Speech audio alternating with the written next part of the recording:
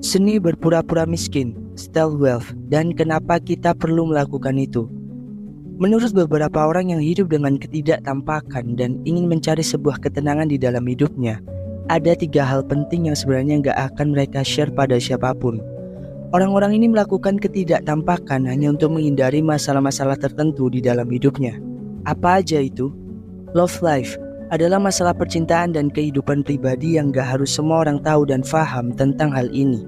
Terlebih oleh orang-orang yang kebanyakan sekarang hanya ingin mendengar sebuah penderitaan dari sekitarnya, bukan malah mendukung dan mensupport sekitarnya.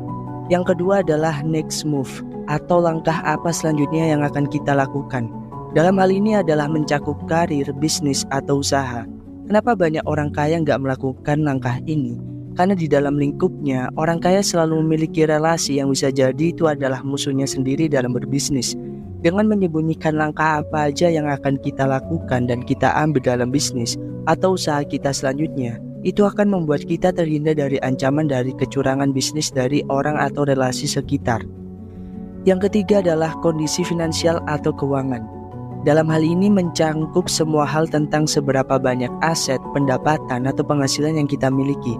Dan di video kali ini kita akan bahas yang ketiga. Kenapa kita harus menjaga supaya orang lain itu tidak perlu tahu seberapa banyak uang yang kita punya? Setelah melihat video ini lo bakal ngerti kenapa orang-orang kaya di luaran sana itu justru malah menyembunyikan kekayaannya dan justru nggak pengen kelihatan kalau mereka punya uang yang banyak. Kita harus punya pola pikir yang bijak bahwa kekayaan itu adalah apa yang ada di saldo yang kita punya sekarang, bukan tentang mobil baru atau barang-barang mewah yang kalian lihat di sosial media. Kaya itu adalah sebuah kondisi di mana kita merasa nyaman sama kehidupan dengan finansial yang kita miliki sekarang, bukan tentang apa yang pengen kita lihatin ke orang lain untuk dapetin validasi dari sana. Dan di akhir video nanti gue akan kasih tips gimana caranya kita buat tetap bersembunyi menjaga kekayaan yang kita punya, biar lu gak kepancing buat beli barang-barang yang gak guna dan pada akhirnya nyari validasi dari orang lain yang gak ada artinya. Tonton videonya sampai habis biar lu bisa dapetin keseluruhan insight-nya.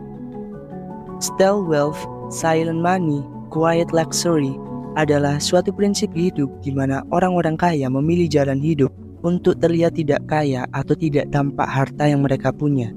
Bukan mereka sedang melakukan kegiatan ilegal seperti pencucian uang, tapi mereka sedang berusaha menutupi kekayaan demi kekayaan berkelanjutan lainnya sesuai dengan strategi finansial yang mereka tahu. Ini adalah cara hidup di mana mereka berusaha untuk menjalani kehidupan sama dengan rata-rata orang di sekitarnya, di mana mereka nggak akan memakai baju, tas, perhiasan, branded, dan simbol-simbol kekayaan lainnya yang sering kita lihat di sosial media. Coba lihat cara berpakaian orang-orang penting dan kaya di dunia seperti Mark Zuckerberg, Bill Gates, atau Warren Buffett. Atau mungkin salah satu orang kaya di Indonesia, Lo Keng Hong, yang masih menggunakan transportasi umum sampai sekarang. Atau mendiang Om Bob Sadino, yang kemana-mana selalu pakai celana pendek sebagai ciri khasnya. Dilihat dari contoh itu semua, ini adalah fenomena yang terbalik dibanding orang-orang kaya yang sering kita lihat. Pakai pakaian branded, pamer harta sana sini, mobil mewah, rumah mewah, dan masih banyak simbol-simbol kekayaan yang lainnya. Sosok-sosok yang udah gue sebutin tadi, mereka adalah orang kaya yang merasa nggak perlu buat nunjukin apa yang mereka punya atau seberapa kaya mereka di depan orang lain. Dulu pasti kita pernah sesekali terpancing karena melihat orang-orang kaya mainstream di sosial media. Pasti kita pengen seperti mereka, bekerja keras, mendapatkan uang lebih banyak, dan memaksimalkan simbol-simbol kekayaan untuk dapetin validasi orang lain. Tapi semakin dewasa, semakin belajar ilmu finansial, rasanya semua itu hanyalah kepalsuan belaka. Dan sekarang gue ngerti kenapa kebanyakan orang kaya itu justru gak pengen kelihatan kaya. Pertama, semakin banyak orang yang kenal dengan kita dan mengetahui seberapa banyak kekayaan yang kita punya, semakin sulit kita membedakan orang-orang yang benar tulus atau orang-orang yang hanya punya kepentingan tertentu dengan kita. Kita jadi susah punya hubungan pertemanan, persahabatan, atau yang lainnya yang benar-benar didahului dari rasa pertemanan yang kental. Yang kedua, dengan kondisi semua orang tahu kita kaya raya, maka semakin besar juga resiko yang akan kita terima. Ketika kita mempunyai kekayaan, kita akan cenderung mempunyai psikis bahwa orang lain perlu menaruh respek atau rasa hormat terhadap kita. Namun karena kecenderungan itulah yang malah membuat orang lain jadi merasa hilang respek, bahkan gak suka sama apa yang kita lakuin. Karena banyak sekali orang yang sebenarnya gak punya pendapatan yang sama seperti yang kita peroleh. Makanya bicara atau ngomongin tentang uang itu sensitif banget. Jangan sesekali mencoba-coba buat bicara uang sama orang yang gak deket sama kita. Dengan menerapkan style wealth, kita cenderung punya gaya hidup dan sikap sederhana yang bisa membantu kita buat selalu fokus terhadap hal-hal yang penting buat diri kita sendiri. Kita jadi lebih fokus dengan kekayaan yang kita miliki dan meningkatkannya secara sembunyi-sembunyi. Selain itu, dengan gak ngeribetin tentang mencari validasi orang lain, kita cenderung punya waktu yang lebih banyak dan punya tenaga yang lebih banyak buat mementingkan perencanaan finansial selanjutnya yang pengen kita capai. Di zaman konsumerisme seperti sekarang, dengan majunya era digital dan beberapa platform yang membuat kita bisa memperlihatkan apa yang kita punya, terlalu banyak produk, jasa, dan apapun itu bentuknya buat nunjukin kita adalah orang kaya. Padahal secara nggak sadar dengan membeli barang-barang konsumtif untuk mengejar validasi, memang akan terlihat kaya jika dipandang orang lain. Tapi justru perilaku itulah yang sedikit demi sedikit menggerogoti finansial kita. Coba bayangin ketika lo melihat seseorang berjalan di depan kita dan membawa mobil supercar-nya yang sampai bermiliar-miliar rupiah itu. Kita pasti langsung mengambil kesimpulan bahwa dia adalah orang kaya. Padahal nyatanya orang itu sedang berkurang saldo kekayaannya bermiliar-miliar karena beli mobil itu. Dan apa yang dia dapat? Yang dia dapat hanyalah validasi dari orang lain atau pengakuan dari orang lain bahwa dia disimpulkan sebagai orang kaya. Selain itu ya gak ada lagi. Mungkin mereka merasa happy karena bisa membeli apa yang mereka mau, tapi semua perasaan-perasaan itu gak berlangsung lama. Nah sekarang pertanyaannya, apa yang relevan dari pembahasan ini dengan kehidupan kita sehari-hari? Pertanyaan simpel, mulai dari sekarang, apakah kita ingin menjadi orang yang beneran kaya atau menjadi orang yang cuma kelihatan kaya? Kalau lu adalah orang yang hidupnya sedang struggle dengan finansial yang lu punya sekarang, yang hidupnya dari gaji ke gaji, tapi tetap berusaha untuk meningkatkan kekayaan yang lu punya, beberapa tips yang akan gue sampaikan nanti, gue harap kita semua bisa menerapkan di dalam hidup kita masing-masing untuk menggapai kekayaan yang kita mau di masa depan.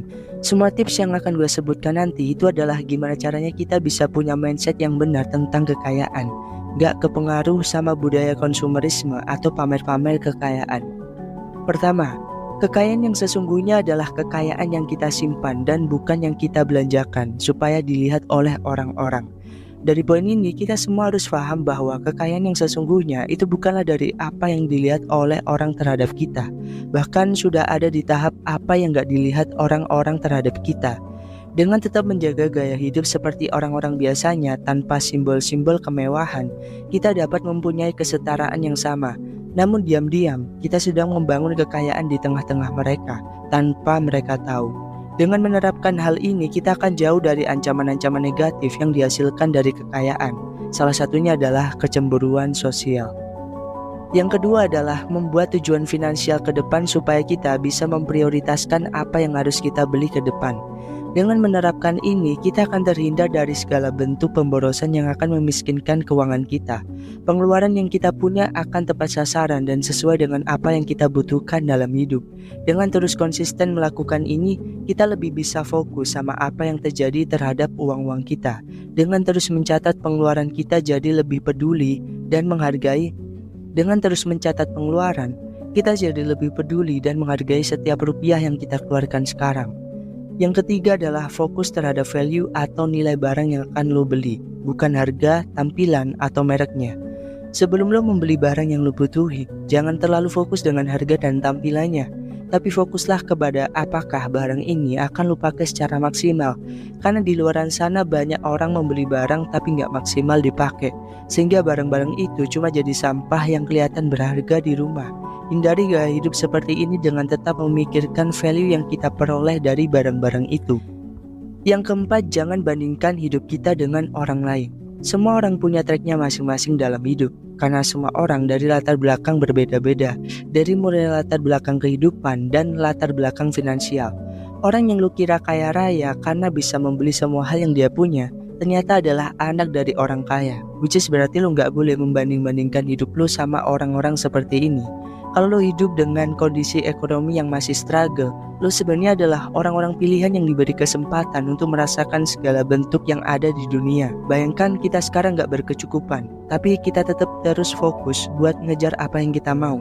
Dari situ, kita bisa dapetin penghasilan yang layak, sehingga naik kelas, sehingga ke depan kita bisa dapetin uang yang lebih banyak, sampai kita ngerasain kaya raya sesuai apa yang kita pikirkan. Dari perasaan yang lengkap ini, dari mulai miskin, biasa-biasa aja, kaum menengah, lalu naik tingkat menjadi orang kaya, semua rasa di hidup lo jadi lengkap. Lo jadi lebih mudah dan bisa menghargai orang banyak di berbagai lapisan ekonomi apapun, karena lo pernah merasakan semuanya. Yang terakhir adalah bersyukur sama apa yang lo punya sekarang. Semua hal yang ada di dunia ini bukan tidak mungkin bisa hilang kapan saja kalau sudah pada waktunya. Lo yang akan mengira bisa hidup 10 tahun ke depan, apa jadinya jika takdir berkata lain? Lo yang mengira bisa hidup kaya raya selamanya, apa jadinya kalau ternyata kekayaan yang lo punya akan dirampas besok pagi? Kita jangan naif menjadi orang. Menerima apa yang sudah diberi itu adalah kunci untuk kita selalu hidup. Bersyukur adalah suatu skill untuk kita mengerti bahwa sebenarnya kita hidup hanya sebentar di dunia ini. Mengeluh itu wajar, tapi bersyukur nggak boleh kita lupain. Nah, itu tadi adalah pembahasan tentang style wealth dan bagaimana seni dari prinsip hidup tersebut bisa menjadikan kita menjadi orang yang lebih rendah hati, low profile daripada orang-orang lain, sekaligus membangun kekayaan secara sembunyi-sembunyi. Itu dulu pembahasan di video kali ini. Kalau lo suka sama channel Wangkrebs ini, jangan lupa subscribe, like, share, dan komen, dan dukung terus channel ini karena kita akan mengupayakan untuk upload setiap hari. Sekian, gua Jody, sampai ketemu di video selanjutnya. See you.